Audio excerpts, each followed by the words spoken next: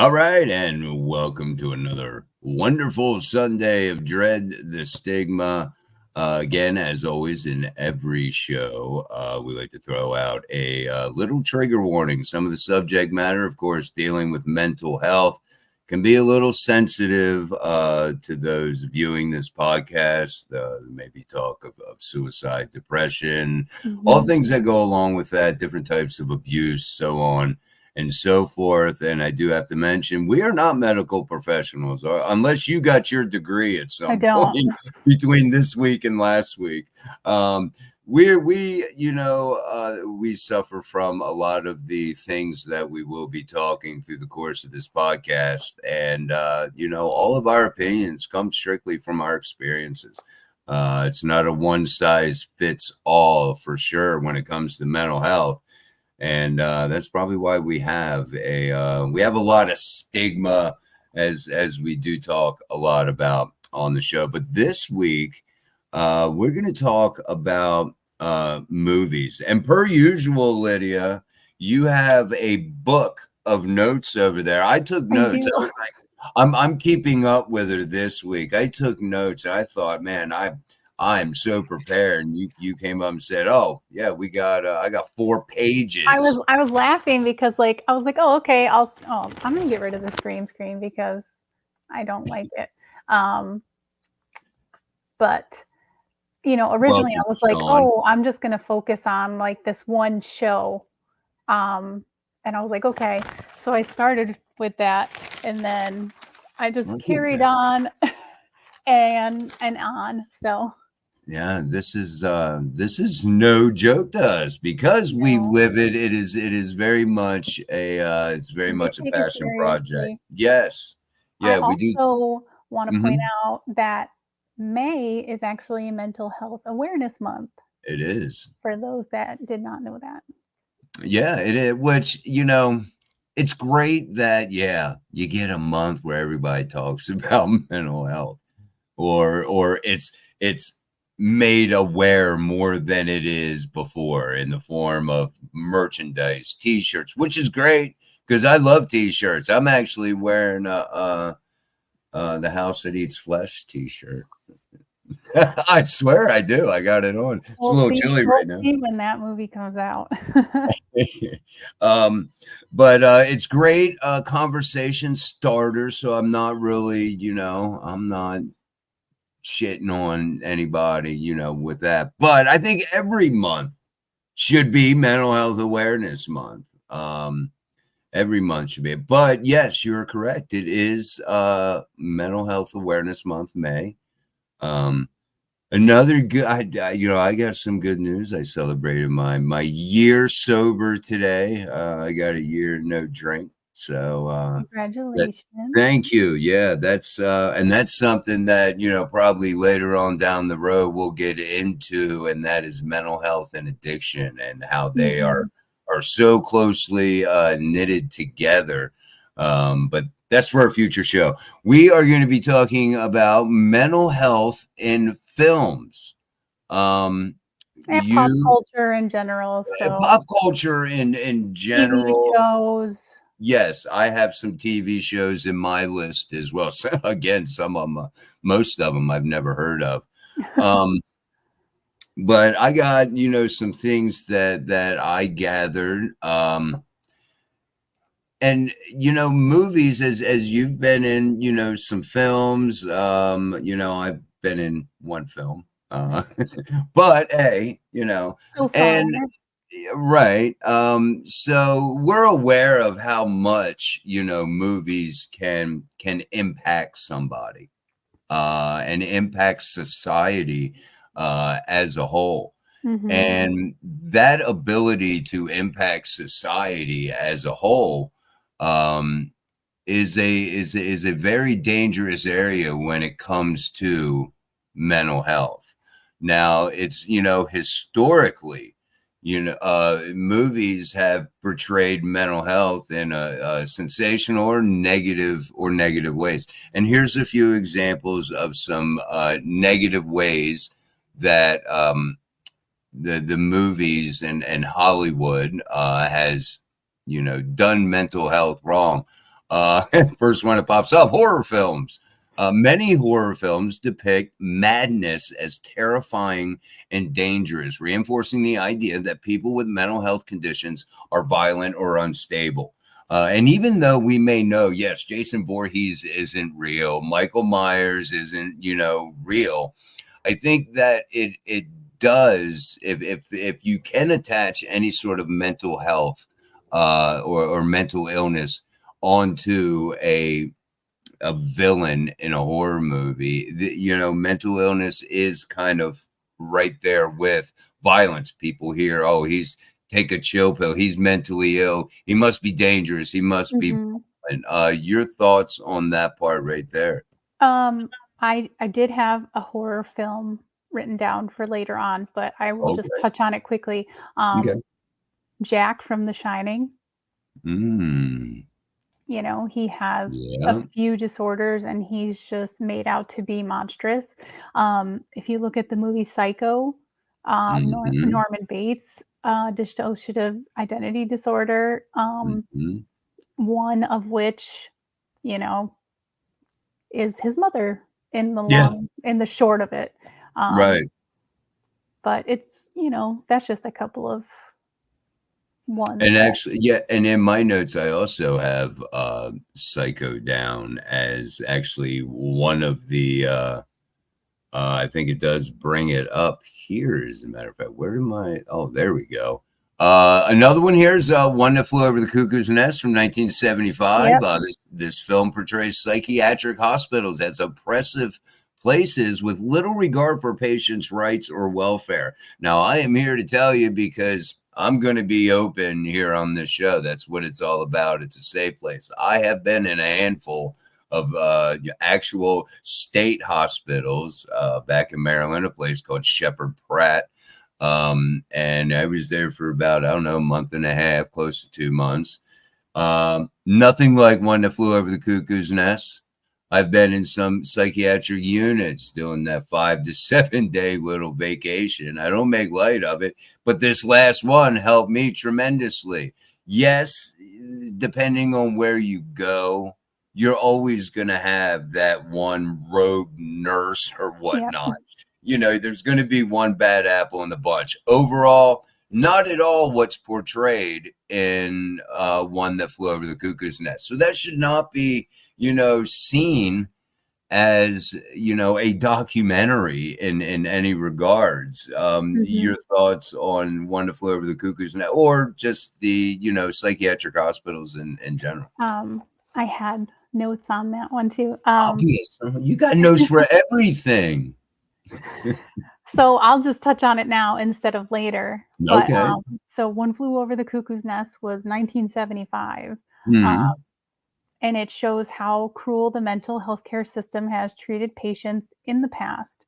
Um, and it makes for a sad commentary on how far the mental health system has come, but Hmm. also how far it still has to go. Yeah.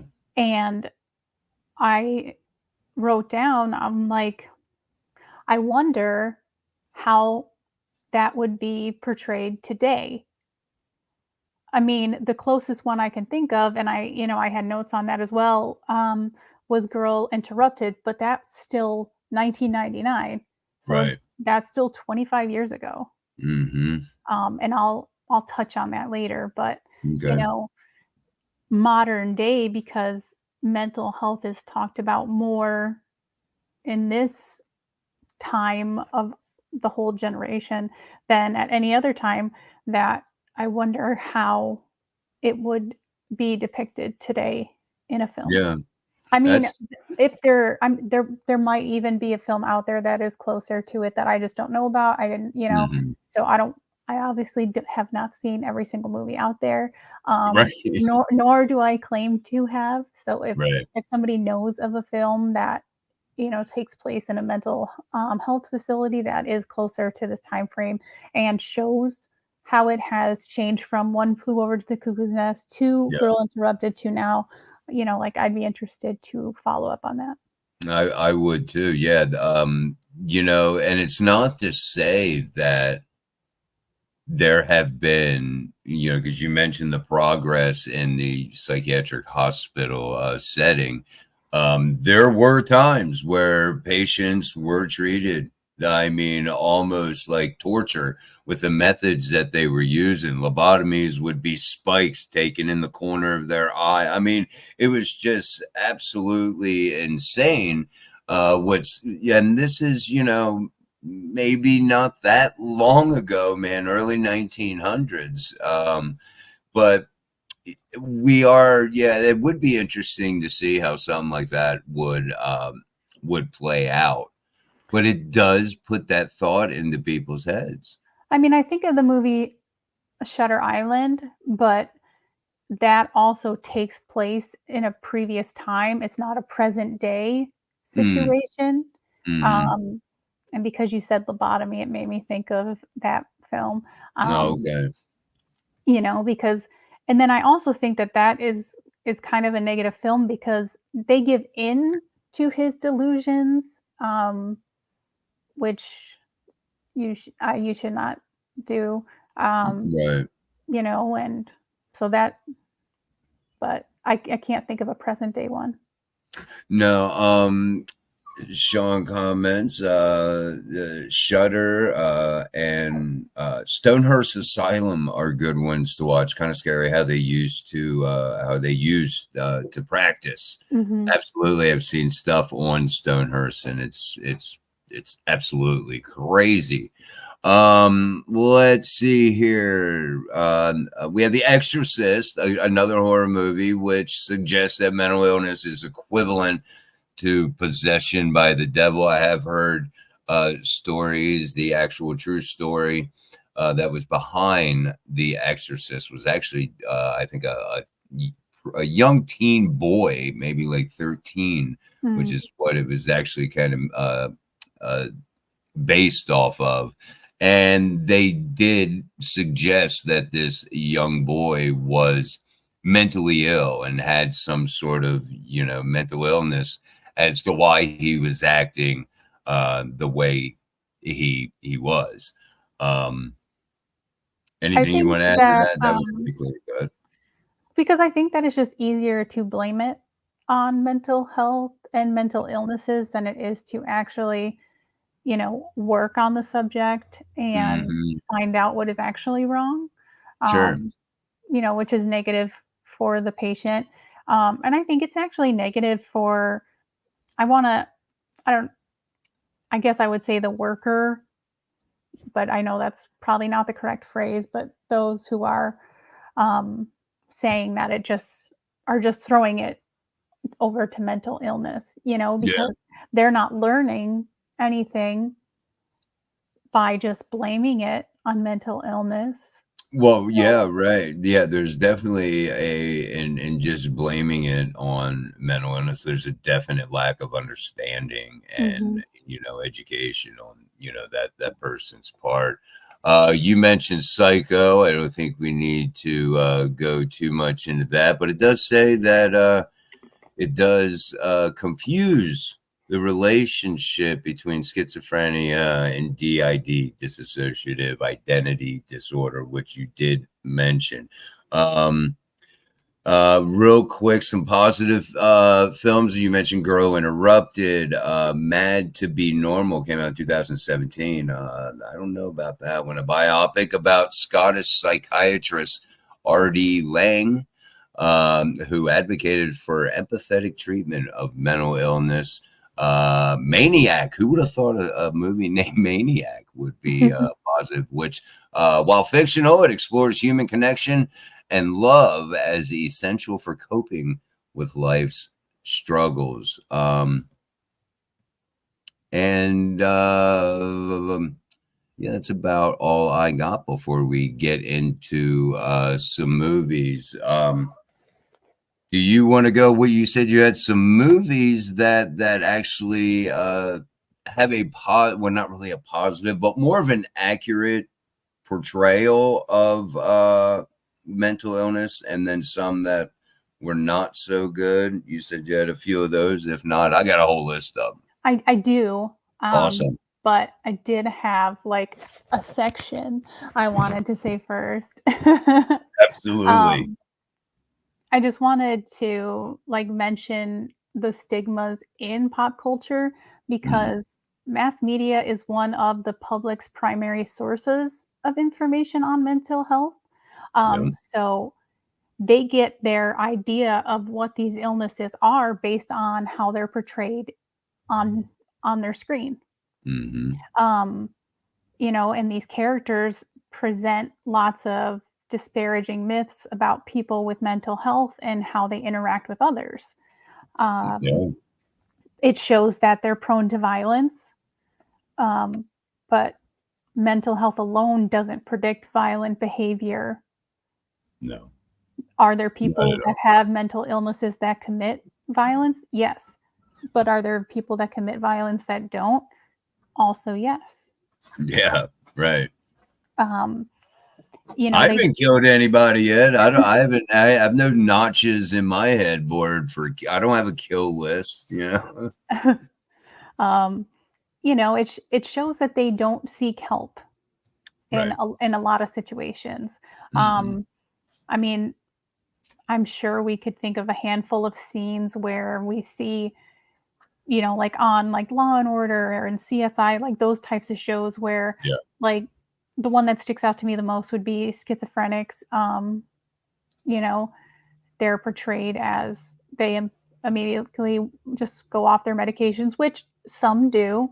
Absolutely. There are. Um, Mm-hmm. I know I have gone off my meds at different points in time because I'm like, I still feel depressed. So like, what's the point to keep taking these pills? But, Right. um, you know, they often show mental health professionals as being cold and unsuccessful in giving the myth that those suffering have nowhere to turn. Mm. So, and it rarely shows characters managing their symptoms and not giving up. So they're not showing those that are actively seeking treatment and actually having success from those treatments. Right. And that's definitely a big thing. And actually one of the movies on my list, I think is one of those that portray that, you know what, there you can get help. You can manage these Yes. things going on in your life. So yeah. Just because you have a mental illness doesn't mean you are the mental illness. You are right, and that's a big problem with a lot of people. It was a big identity thing with Mhm. me being borderline. And then also they're overly dramatic, which I get it. Yeah, Who's that's what keeps you watching. sure. And that's why they write it the way they do, but I don't think that they take into account that people are going to take that as like the truth, as Hmm. gospel. Like, oh, that is how that mental illness is, like if I come across somebody with that, now I know. Now you know, Um, right? so they tend to focus on dramatic storylines instead of actually discussing exactly what the character's condition is and what treatment would be effective for that illness that they're suffering from. Um, and at the end of the day, most people with mental illnesses tend to live relatively drama free lives. So the fact that everything is dramatic is in and of itself just misrepresented. Yeah, yeah, absolutely. I know I do because it only exasperates what I'm going through Mhm. already. You know, the drama. I can go from way up here to plummeting in the middle of some drama. I can get to a bad place in my head and really start hurting some feelings, and I don't want to do that. I But um I did find a report. It's mm, a report from the Associate Professor of Communication, Stacy Smith is her name, and mhm, the USC Annenberg Inclusion Initiative.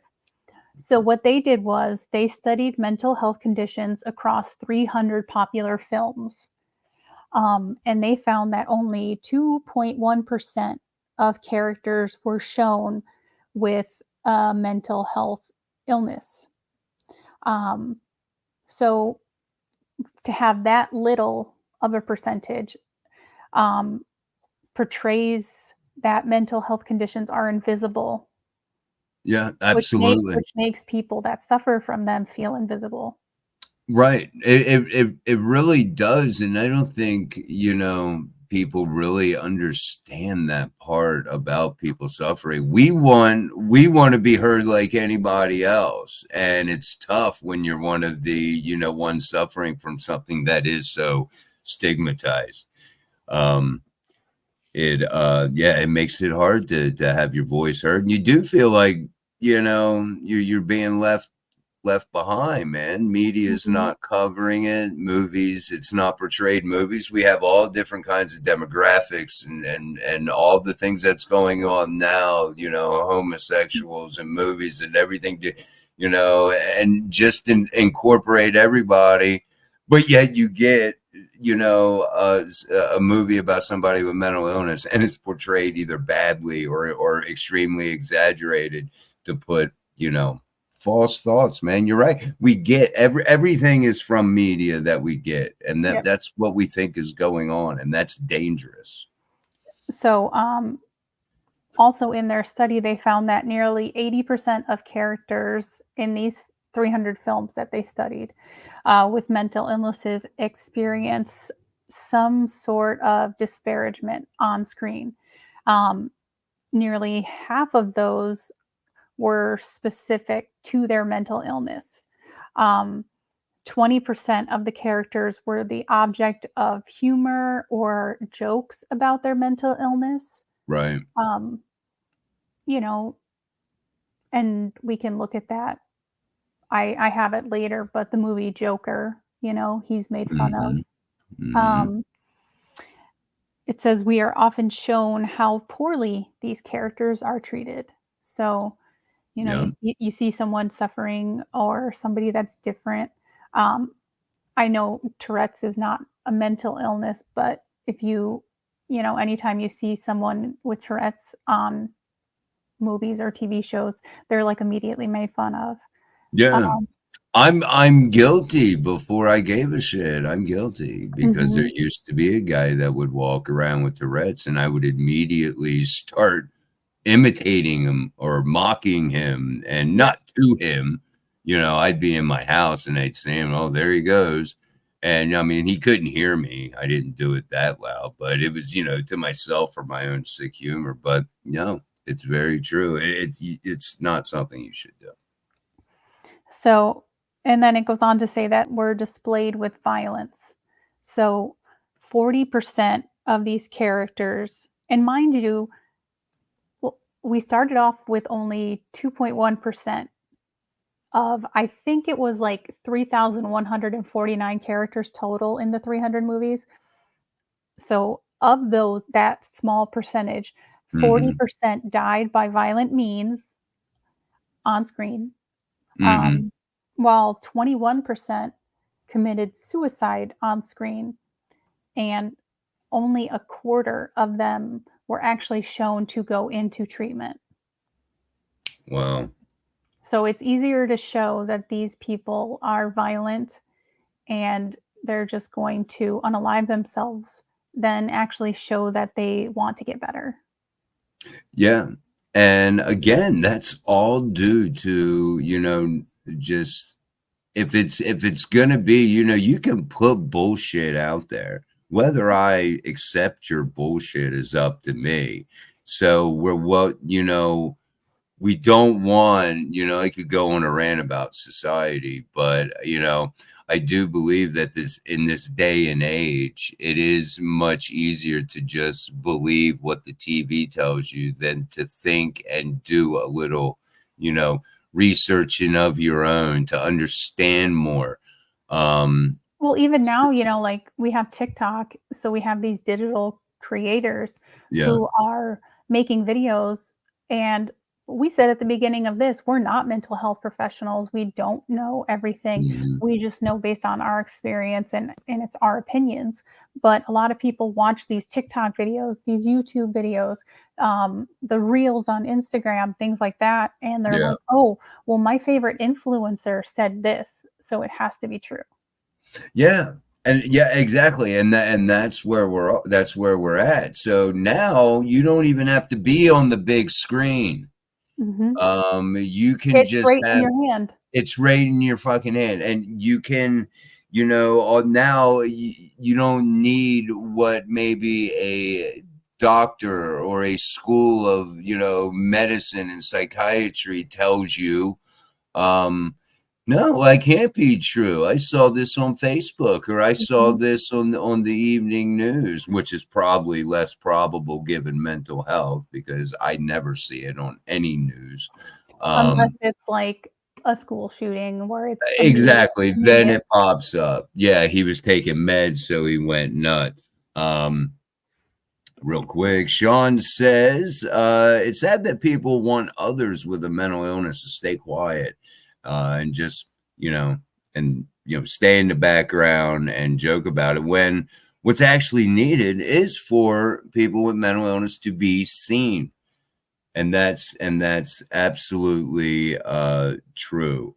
Um, and it's hard. Um, did you have anything else? Should we get into some movies? I think I talked enough for now, You so I you will pass the torch on to you, my friend. all right. I came across some movies that, well, I guess we'll start out on a positive note, and these are just real, little quick. A lot of these I have not seen. A lot of these I have not heard of. In fact, most of them I think I haven't heard of. Um, So I don't really have much of a point of reference when it comes to Mhm. talking about the movie. I just am going by the summary. This came from a YouTube channel. Miss Mojo did top 10 movies that, and this is of course their opinion according to them.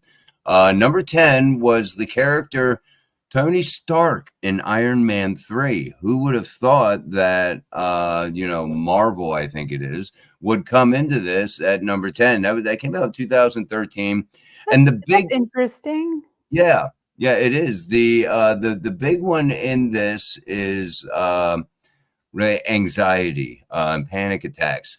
What I gathered was there was a traumatic event that Tony had to Yep. deal with that dealt with a wormhole. Which is yeah,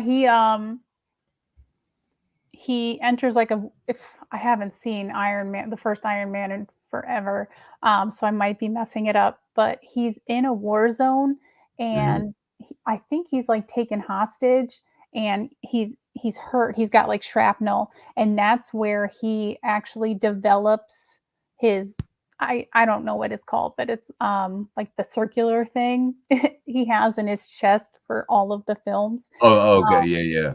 so that's where he like becomes Iron Man because of that. Oh, oh, So okay. I could definitely I mean, I never would have thought about it, but yeah, Mm-mm. PTSD, like Yeah, and I guess in Iron Man 3 there was, mentioned they showed a little clip. A young boy comes up and says, "What's with this wormhole?" And he just immediately freaks out. He gets up from the table. He starts having panic attacks. So here we're looking at trauma that triggers or is the cause of PTSD, panic attacks. There's also mentions of disassociation all within a movie, as you mentioned, Lydia, because I would have never thought, going through this list, I'm like, the first one is Iron Man. right? Who would have thought? Another one, number 9, was Hannah Horvath. Have you ever? This is the actor or the character, I should say. Oh, okay. This is I'm assuming a series because it ran for looks like about 5 years, 2012 to 2017, called Girls. I don't know if you're familiar with that. I've never. Never heard of it. No. Me neither. Yeah, welcome to the club. This mainly focuses around OCD. Okay. And I believe oh man, every time I go, why is my thing? There we go. That's what pen and They paper is better, my friend. Pen and paper. I know. I can't find my notebook, man. I don't even have any paper to write on. The actress that plays Hannah, Lena Dunham, actually has OCD, so portraying this character was not hard for her. Therefore, giving what some say is a pretty accurate depiction of OCD. The show Homeland. I have heard of this one, Heard of but it, never watched it. never watched it. Right there with you. Carrie Matheson, the character. We get into bipolar on this one. Some have said this is, a little controversial when it comes to mental health and a accurate depiction. Excuse me. In some aspects, not in a whole. Of course, you're gonna have a little bit of Hollywood in there, not telling the whole truth. But overall, it's said to have pretty accurate portrayals of bipolar, and actually shows how living with bipolar can affect your job security, from your job security to your just everyday life, and also brings medication into the show and shows how important that could be. Medication may not be for everyone, but for some, it has definitely helped me stay on a even keel. So I don't really have anything bad to say so far. I mean, in the past, yes.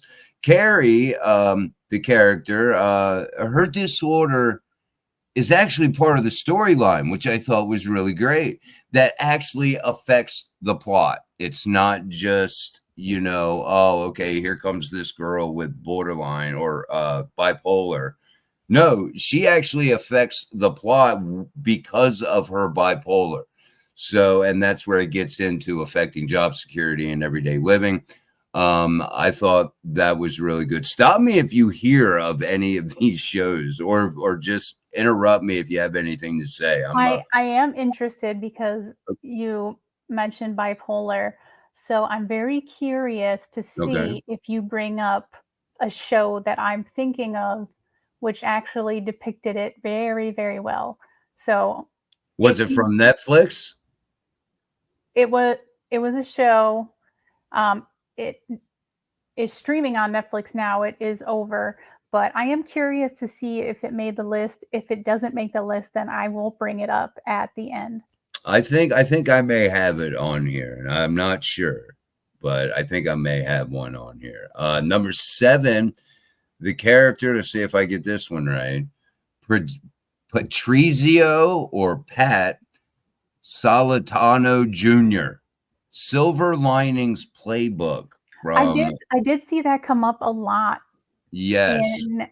in like researching this topic. I've never seen it, so I can't really comment on it, but Yeah, me neither. it did get brought up a lot as far as it was very true to the mental illnesses that was depicted in the film. Yeah, they bipolar was one, depression, anxiety. It also touched on some psychiatric hospitals. It showed both sides of bipolar, the calmer side. Somebody living with bipolar who's not freaking out, who's not, doing what everybody thinks they're doing, all the negative things. No. But it does show the manic side as well. So you're seeing both sides to understand it a little better. Pat's love interest, Tiffany, you get a double dose in this one, suffers from depression and anxiety that was brought about by the death of her husband. So they didn't specifically mention it, but I think we can, with a trauma like that, we can also include PTSD.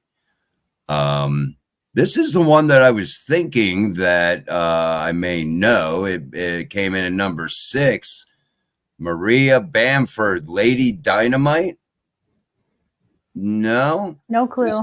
Okay, this was from 2016 to 2017. Now, I don't know if that's the runtime for the actual show or just that character's, spot on the show.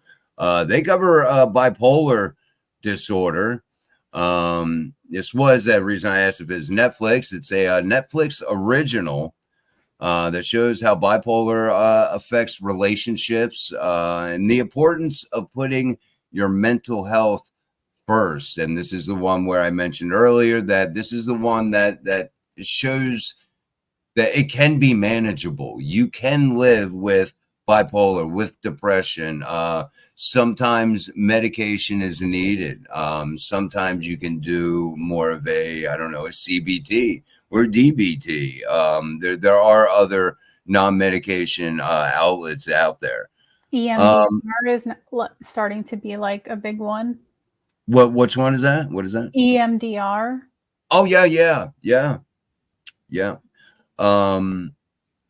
Number 5 was I'm guessing this is also a show that's still going. You're the Worst. Started in 2014. The actor Edgar Quintero. And the illnesses they focus on this one is depression and PTSD. Now, Gretchen, who is one of the other main characters in this, has depression. Edgar has PTSD.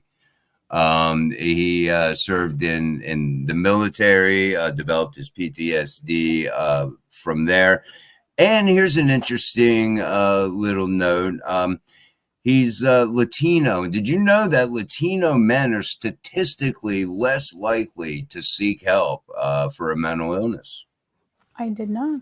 I did not either. So this movie also shines light on a Latino man getting help, not feeling weak, not feeling like he has to be all macho, and going and getting help. Edgar has it does show that Edgar has a good support system in his friends who kind of stand beside him, through this journey in his down points. So a positive outlook overall. Now here's one. I have a cartoon on the list. Does it have like a horse in it? It does. I was reading about that, but I've never watched it. BoJack Horseman is the character and the name of the show. And we get into a lot with this one. This is again not for children, because this is pretty dark. It has its funny points that I've seen, but it also pretty dark. It covers anxiety, negative self-talk, child abuse, and neglect. But one thing that it does is it doesn't romanticize the illnesses. That's why it comes off as dark, because there's no sugarcoating it. It's just right in your face, pretty much. So yeah, you don't get the glamour or nothing with that one. Number 3 on the list is a show called Jessica Jones. And the character being Jessica Jones, PTSD is the main illness here. Her PTSD stemmed from sexual abuse and repeated other abuse, as well as brainwashing. But it kind of has a happy end, because she decides not to succumb to her trauma, and she turns into a fierce, independent hero and starts going after, I'm assuming, the ones who wronged her. So that is Jessica Jones, kind of a vigilante. Is like what Spit on Your Grave. Oh yeah, right, exactly. Um, This Is Us is the name of this series from 2016. Oh, that is such a sad Okay, so you do know this one? I do know that. Well, yeah, Okay. because they have triplets and I do, so I resonated with that show. Oh, okay. Randall Pearson is the character that we are going to talk about here. Anxiety and panic attacks is what seems to be Randall's issue. But they also depict Randall as, with having these anxiety and panic attacks as being a family man, being able to do things with his family, being quite successful in his work. He is, yep. Um, yeah, it also shows how parents, if they have a child who seems to be going down the road of anxiety or whatever, you start to notice those signs. It shows that with a little love and support, that can go a long way, as well as the parent can be the first line of defense in showing them coping skills. And this is something that is said again. I've never seen this, but this is something that is said that goes on in the show. Yeah, Uh, I would say that Randall's issues go back to his birth because the story starts that the Mandy Moore character, I can't remember her name, but she's pregnant with triplets. They end up giving birth, and one of them passes away.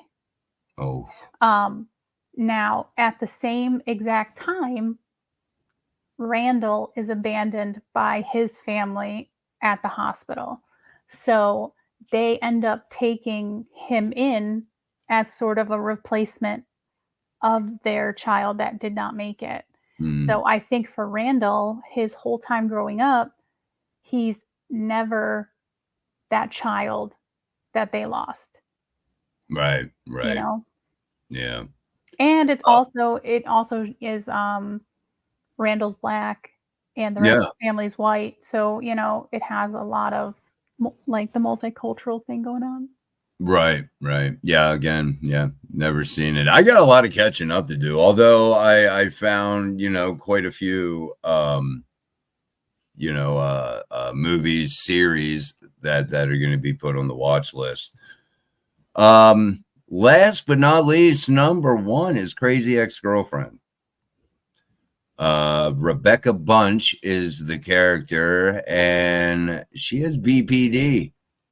And she's this comes out they try to push, which this is a very slippery slope. Is I knew that I really badly wanted to be correctly diagnosed. I'm Mhm. not sure why that was such an obsession, but I know that it is with a lot of people. If No, it you is.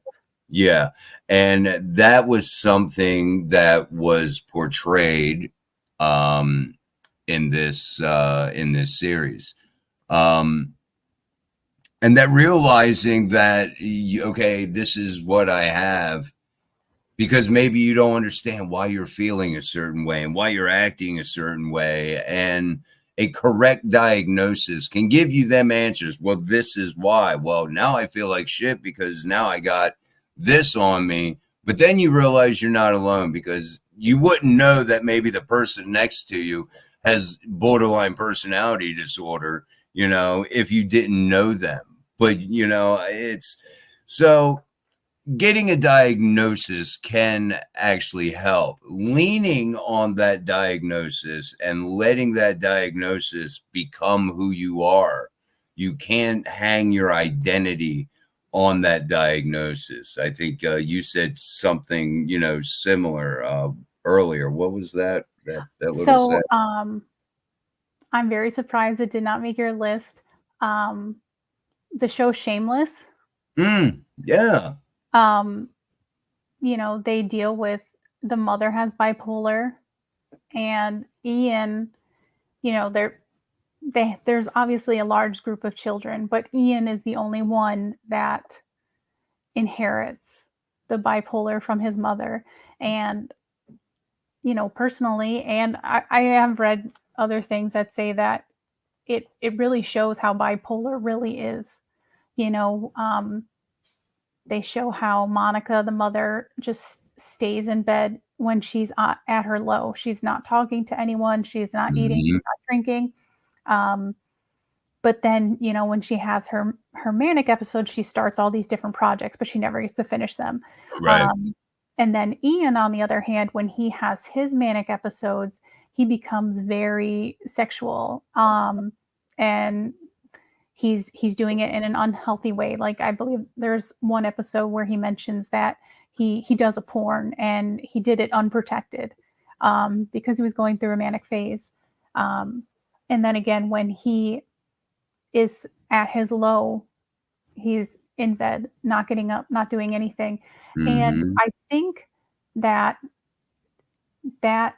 is it's a very good depiction because of his relationship with Mickey, because Mickey is there for him and it doesn't walk away from him because he is suffering from this.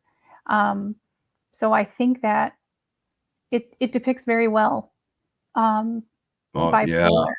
And that's another one. I mean, and that's a pretty popular one that I have not seen. I don't know. I've been living under a rock, apparently. Up until there's 12 seasons, or 11. I can't remember, but the last 2 seasons are terrible, but the first 9 are really good.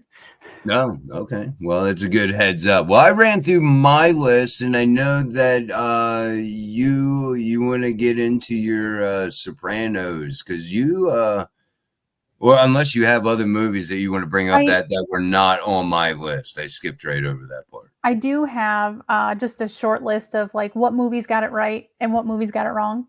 Okay. So as I already touched on, was Girl Interrupted. It shows the main character as having BPD. And it also shows a wide variety of other mental illnesses while she is at the mental health facility. The Brittany Murphy character, she binges and she purges. And, it's also brought up that she was sexually assaulted by her father. So there's that. The show, I don't know if it was a show or a movie, but Spencer, and it's based on Princess Diana, and it shows her painful struggle with bulimia. So that was one that got it right. We talked about one that flew over the cuckoo's nest, and it shows how cruel the mental health system has treated patients in the past. And I already said, it's a sad commentary on how far they have come, but yet still how far they have to go. Yeah. And then Black Swan. I don't know if you saw Black Swan with Natalie Portman. No, I've heard of it. It's a very good film.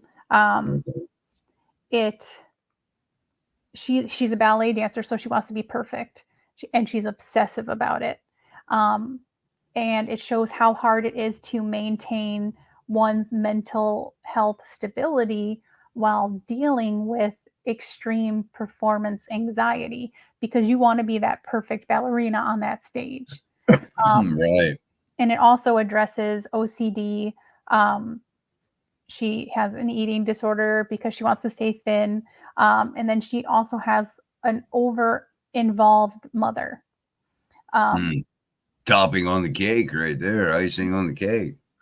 And then I remember this movie as a Lifetime movie. I don't know if it was made by Lifetime, but it's called Painful Secrets.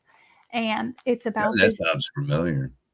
It's about this young girl named Dawn who she starts cutting herself, and I haven't seen it in so long, but I don't know if her mother sees the cuts or she finds out about it from somebody, but her mother is very overbearing, and she wants to maintain like that perfect family image.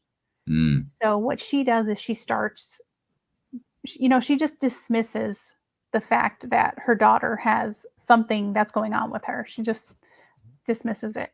Um, and she starts checking her, like makes her strip down to her underwear to see if she's done any new cuts or anything.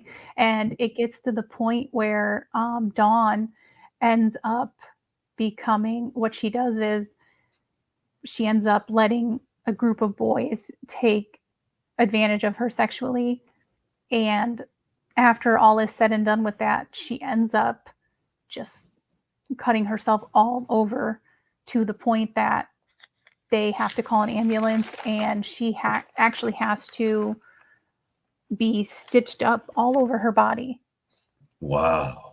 So it really depicts self-harm, I think, in a light that many other people don't go to. Yeah. Oh, for sure. So then on my who gets it wrong list, now I have not watched this show, but it was very popular. I don't know if it's still on, but 13 Reasons Why. No, And never seen. it talks about how it glamorizes depression and suicide in teenagers.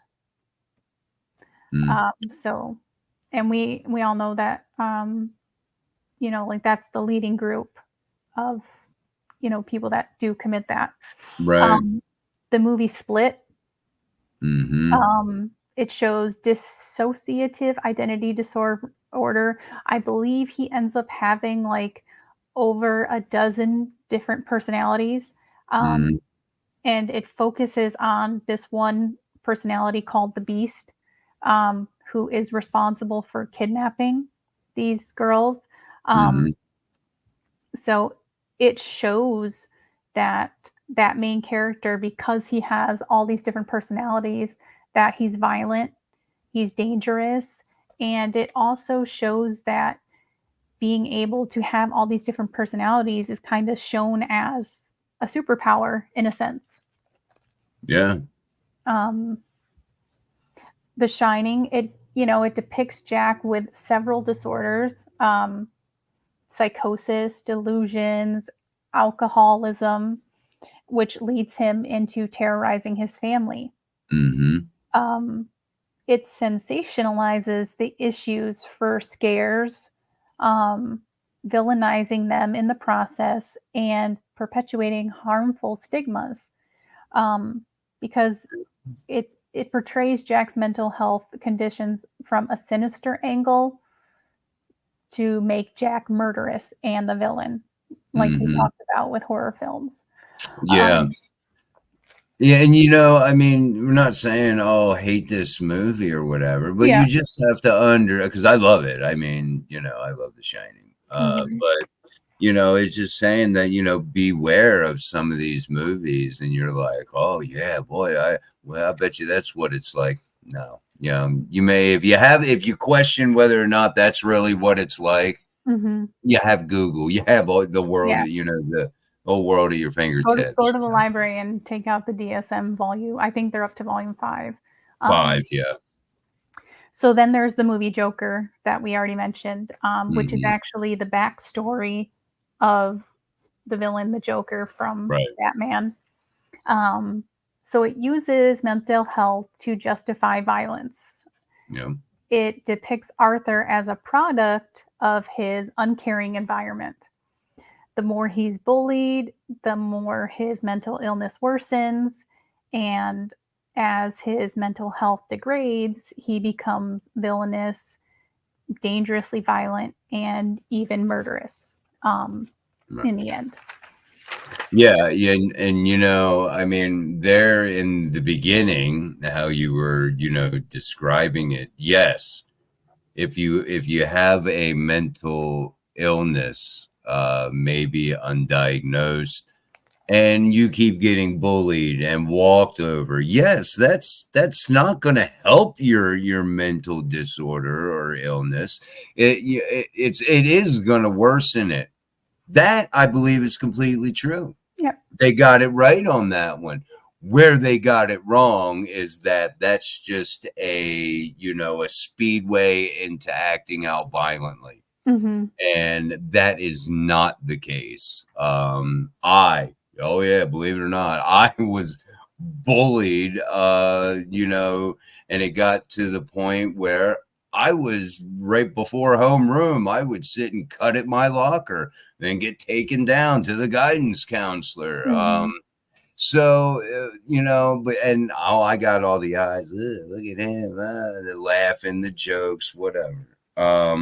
But you don't go in a downward spiral to want to start blowing things up and Right. killing people, and it's extremely exaggerated.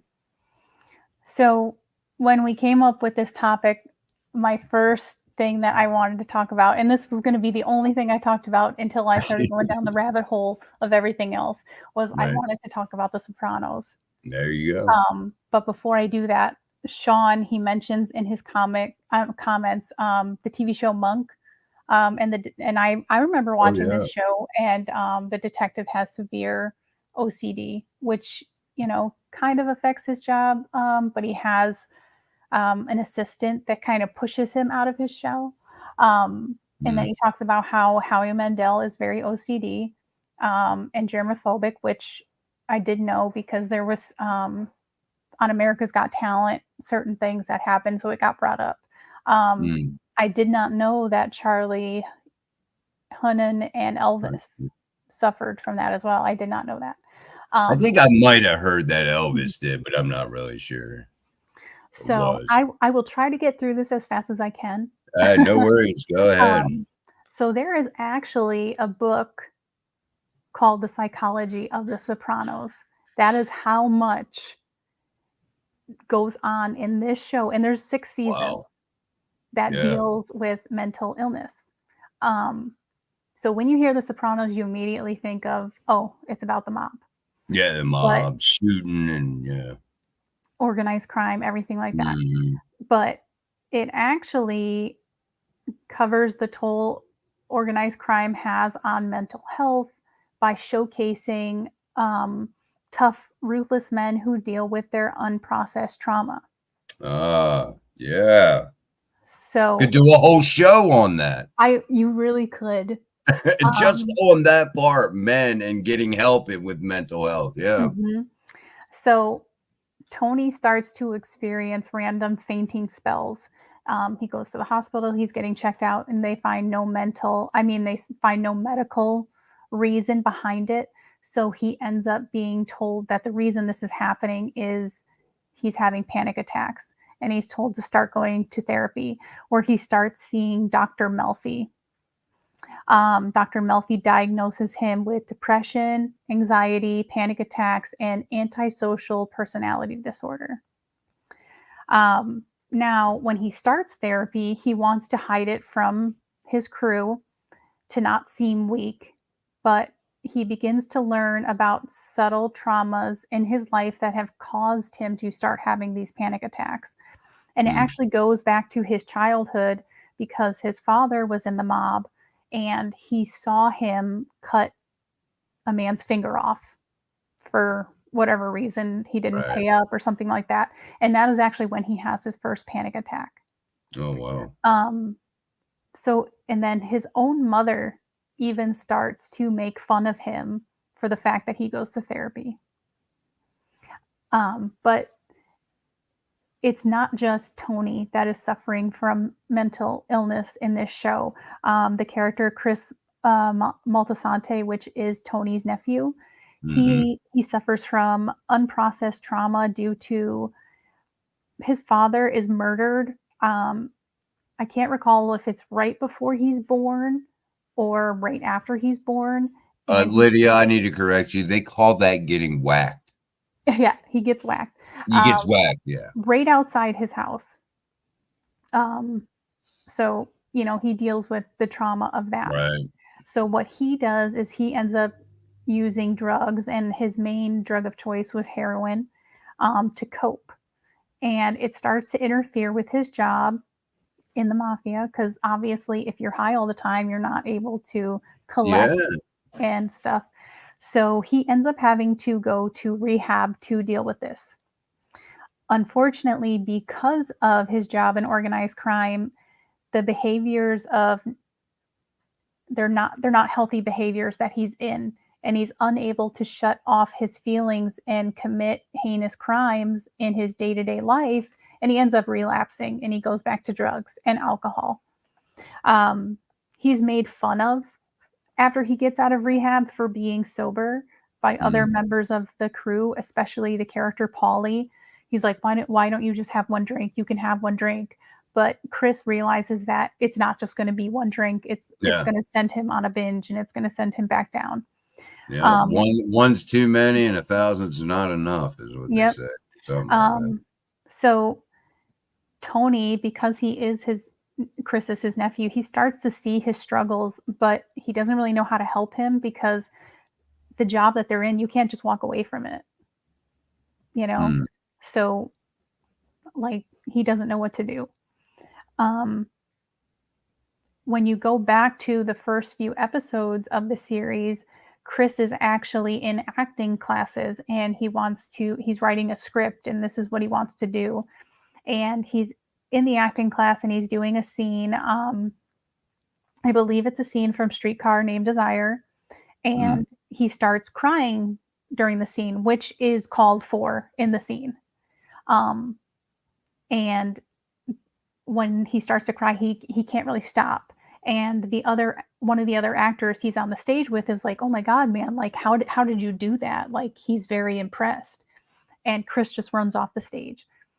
He's embarrassed. So the next time he goes to class, he has to show that he's not weak. He has to show that he's manly. So he ends up beating up that other actor who asked him about that.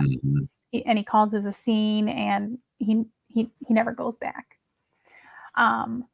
So then there's the character of Dr. Melfi, which is Tony's therapist. And there's a lot to be said about Dr. Melfi, and real psychologists agreed that in a nutshell, Melfi is unbelievably good at treating Tony, because, like that's a big question. Like she's seeing him for so many years. Like, is she making a difference? Like things like that. Now it touches on the fact that they say that Tony would be one of the most difficult patients to treat. And wow, a few of those reasons is because he has the anti-personality disorder, which is difficult to treat because there's only treatment recommendations. There's no cure. Like once you have it, you have it. You're never getting rid of it. You can, find ways to deal with it so it's not out of hand. But then you also think, as a care provider, she obviously knows that Tony is in the mob. So it could always be in the back of her head, well, if I say the wrong thing, is he going to pull out a gun and kill me? Whack me. Whack her. And there are several instances throughout the show where he gets very angry in the office. He breaks stuff. He flips her table over, so on and so forth. And then there's also the fact, and she says this during her first session with Tony. She's like, if you just discuss anything that is illegal, I am bound to report it. Right. Yeah. So because of that, he can never be fully forthcoming.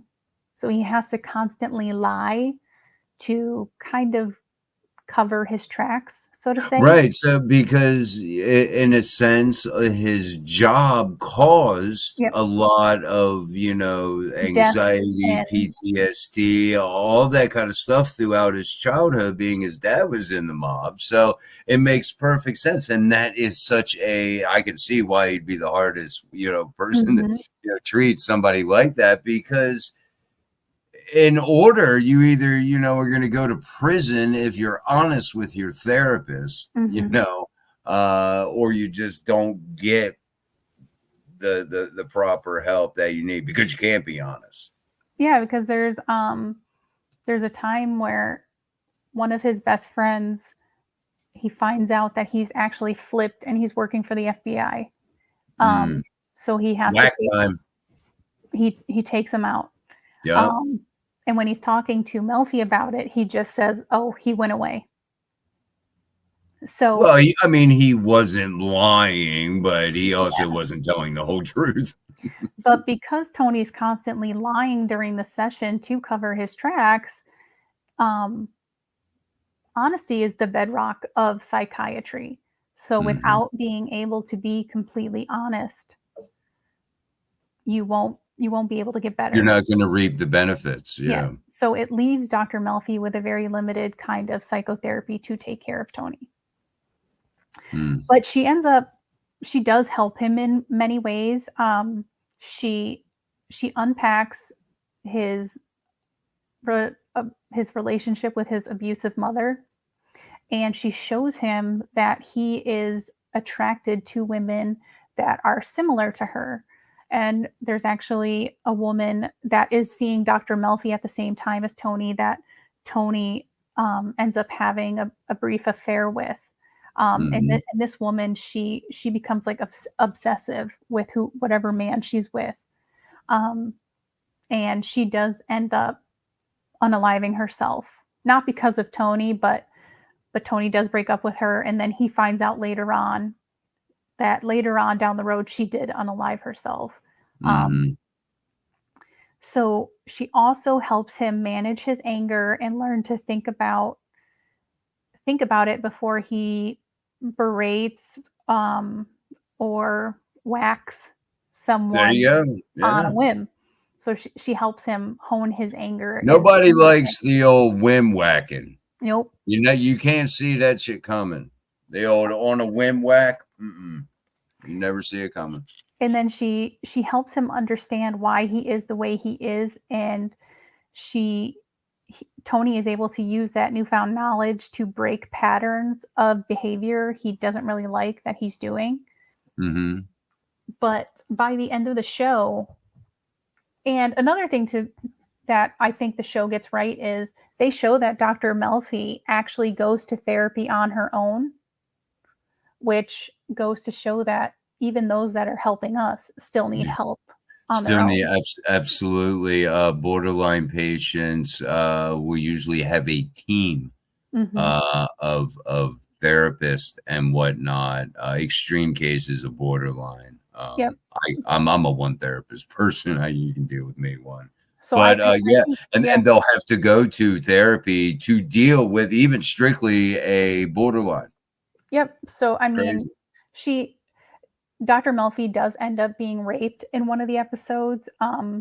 So she talks about that during her therapy sessions with her psychiatrist or psychologist. I can't. And she gets to the point where she's really frustrated with her patients because she was like, they're complaining about these stupid things. And she was like, I was raped. She was like, and I have to listen to them talk about these stupid problems, Yeah, right. So it shows that these people that help us are just like regular people too. But by the end of the show, she sees that Tony is just a sociopath and she can no longer help him, and she stops treating him. And that's all I got. Wow. So I tried to condense that as much as I could.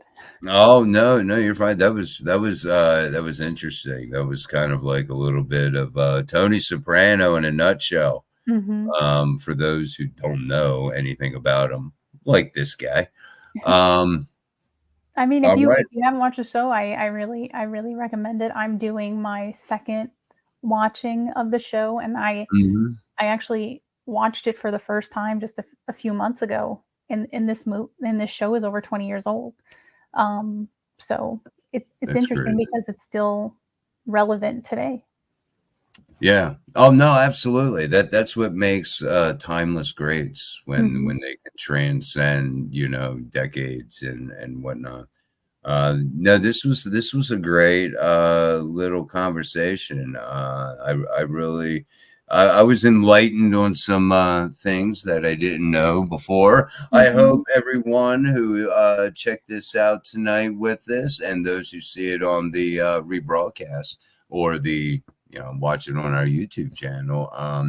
I hope you got something out of it. As you've noticed, and I forgot to mention, she's probably kicking the wall or something. Miss Debbie Paulson is not with us. She was actually out at, I believe it's the International Christian Film Fest or something or other. I probably screwed that all up.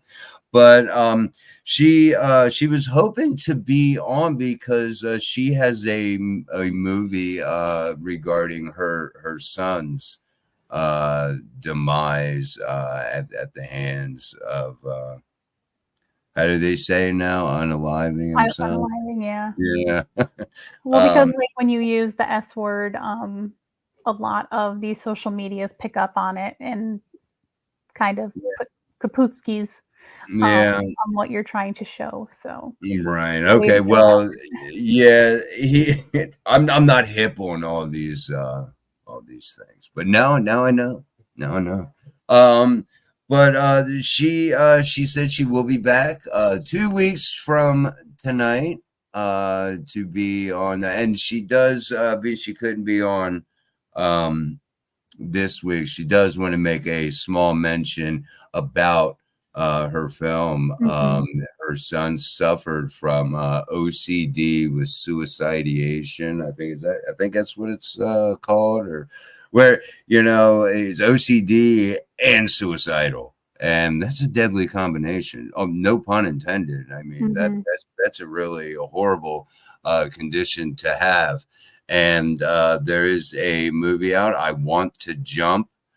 I believe you can see that on Tubi if anybody's interested. It's a really good movie. Debbie also appears in it just a little bit. So I did want to throw that out there. What do we have coming up on our next show? You had we're covering different aspects. We're not going right into this is borderline, this is anxiety, for an hour. We got to get, all of us got to get caught up on, okay, what exactly is this stigma? We've covered, the movies. We've talked a little bit about mental health and music, more of a positive spin on that, though. And the workplace. Right. Why not? We need to get into that because there is a lot. Taking a mental health day, I think, might be a thing of the past. I am fortunate enough to have a job where they do respect mental health. It is a national food chain warehouse distribution center. So, but they take and they acknowledge that. But there's a lot of other jobs out there, such as, being in the, corrections industry and what a toll that could take on somebody. Being a first responder, what a toll that could take on one's mental health. Did I kind of get that right? Is that what you were going for? Yep. Awesome. So that should be an interesting conversation. And hopefully we'll have Miss Debbie back on with us. And again, I hope you guys, got something out of this and, that you can find useful. Maybe keep your eye open on certain things. You can like a movie, just don't buy into the BS. That's all you got to do. So, and start looking like even, you brought up Iron Man. I never would have put that. Never in a million years. To the section of mental illness, like, so it's watching movies in a brand new light, sort of say. Absolutely. And, if you hear of a specific disorder mentioned in maybe a movie, and you don't know what it is, check it out. Don't let the movie depict, your own truth and understanding of what a mental illness is. So, again, hope you guys get something out of this. I know we did. We will see you guys not next Sunday, 2 weeks from now. Yes. And with that, you guys have a good night. Thank you, Lydia. Thank you. Bye-bye, guys. Bye.